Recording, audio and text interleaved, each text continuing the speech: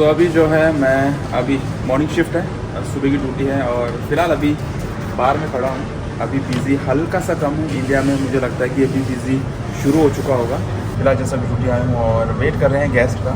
और बूफे जो है रेडी है, बूफे चालू है ऊपर, दूसरी जगह पे लगता है, वो मैं आपको दिखाऊंगा। पर फिलहाल वेदर इंजॉय किया जा रहा है, बाहर ठंडा हो रहा है हल्का सा, और इंडिया में भी ठंड शुरू हो गई जहाँ पर मुझे सुनने में आया है। सो ये है अहमद, और Ahmed from where you are? Syrian. Okay, how is Dubai? All good. Nice place, nice life. How long you are working here? 3 years almost. 3 years. How you say good morning in your language? Sabah al khair. सबह खैर।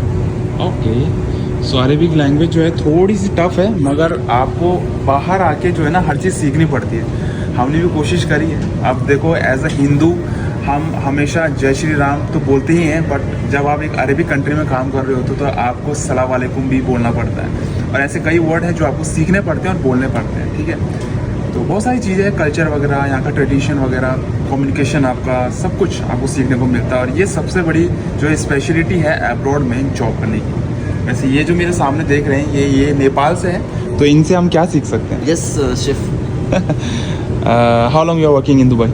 In Dubai, like almost a year. Almost year. Yes, chef. Okay, जो है अभी as a barista यहाँ पर काम कर रहे हैं, जो कि मैंने पहले भी अपने वीडियो में रील में आपको दिखाया है, अगर आपने देखा होगा तो। ये नेपाल से है। बरिस्ता में जो है अगर दुबई में कोई कर रहा है तो अल्कोहल और नॉन अल्कोहल दोनों आपको रेस्टोरेंट मिलेंगे, चाहे होटल हो चाहे रेस्टोरेंट हो।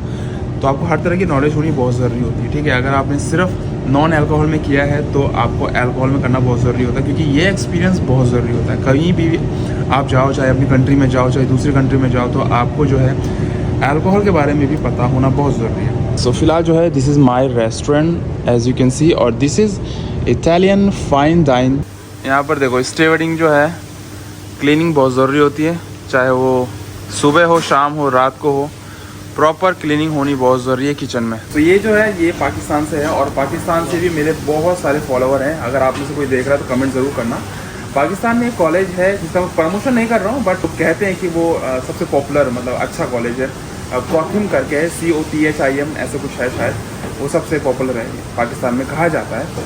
तो वहाँ से मेरे काफ़ी सारे फॉलोवर हैं, और ऑल ओवर पाकिस्तान भी हैं। ये भी मेरे फॉलोवर हैं जो कि अपनी शक्ल छुपा रहे हैं। फ़िलहाल मैं दिखा नहीं सकता हूँ क्योंकि इन्होंने बोला कि मत दिखाओ, और अच्छा लगता है, मतलब हर जगह से फॉलोवर है, चाहे वो किसी भी कंट्री में हो। फिलहाल ये हमारा कोल्ड सेक्शन है, और यहाँ पर ये कौन है?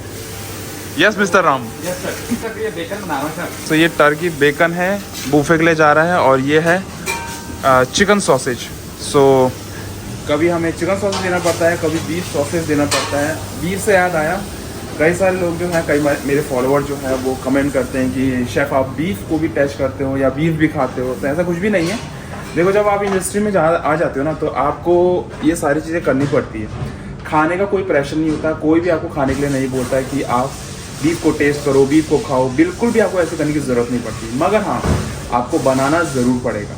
तो बहुत सारे मुझे नेगेटिव कमेंट भी आते हैं जब मैं कुछ ऐसे नॉलेज का वीडियो डालता हूँ, बीफ से रिलेटेड, स्टेक से रिलेटेड, रिबाई से रिलेटेड, टेंडरलॉइन से रिलेटेड, या कोई ऐसी डिश बनाता हूँ, तो उसमें कई सारे कमेंट मुझे आते हैं। बट मैं आपको बता दूँ कि देखो यार, जब आप अब्रॉड के सपने देखते हो ना कि मुझे अब्रॉड जाना है, अब्रॉड में काम करना है, तो ये सारी चीज़ें नॉर्मल होती है।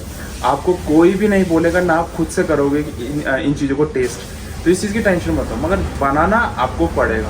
जैसे हमारा धर्म है हिंदू, वैसे ही हमारा धर्म है जॉब करना, काम करना, अपने घर वालों को रोज़ी रोटी देना। ठीक है, अब इतने क्लैरिफिकेशन के बाद भी मुझे पता है कि कई लोग माइंड करेंगे और नेगेटिव कमेंट करेंगे, बट इट्स ओके।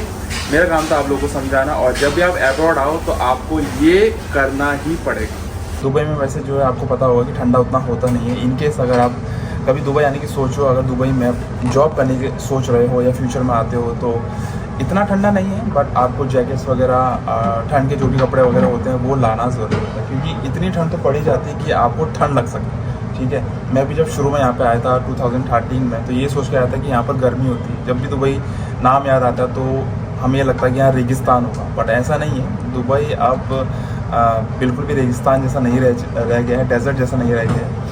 यहाँ पर प्रॉपर गर्मी होती है, प्रॉपर ठंड होती है। तो जब भी आप आएँ तो पूरी तैयारी के साथ आएँ, चाहे आपका राशन पानी हो गया, चाहे आपके कपड़े हो गए, चाहे आपका जो भी लाइफस्टाइल में जो भी आप यूज़ करते हो वो चीज़ें हो गई, घर से लाना बिल्कुल मत भूलिएगा, क्योंकि अगर आप दुबई में ये चीज़ें लेते हो तो आपको बहुत ज़्यादा एक्सपेंसिव पड़ सकता है। इसलिए इंडिया से हमेशा लाइए अपने साथ, ये मैं आपको टिप दूंगा। और जब भी आप वेकेशन जाए तो भी अपने साथ ज़रूर लाएँ। सो फिलहाल अभी सुबह के बज रहे हैं 7:30 और मौसम एकदम क्लीन हो रखा है। वैसे तो हल्की हल्की ठंड स्टार्ट हुई है, बट जब 10 बज जाते हैं या 8 बजे के ऊपर जब हो जाता है तो धूप दुबई में प्रॉपर आ जाती है। फ़िलहाल मेरे सामने ये वाली जो बिल्डिंग आप देख रहे हैं, मैंने पहले भी अपने रील में बताई है, दुनिया का सबसे बड़ा होटल है, ये सबसे लंबा होटल है। और आप देख सकते हैं इसकी ऊंचाई कितनी है। ऐसे तो आपको अंदाज़ा नहीं आ रहा होगा, मगर ये बहुत बड़ा है, बहुत बड़ा, दुनिया में सबसे बड़ा होटल है। सर्च करो गूगल में, आपको पता चल जाएगा।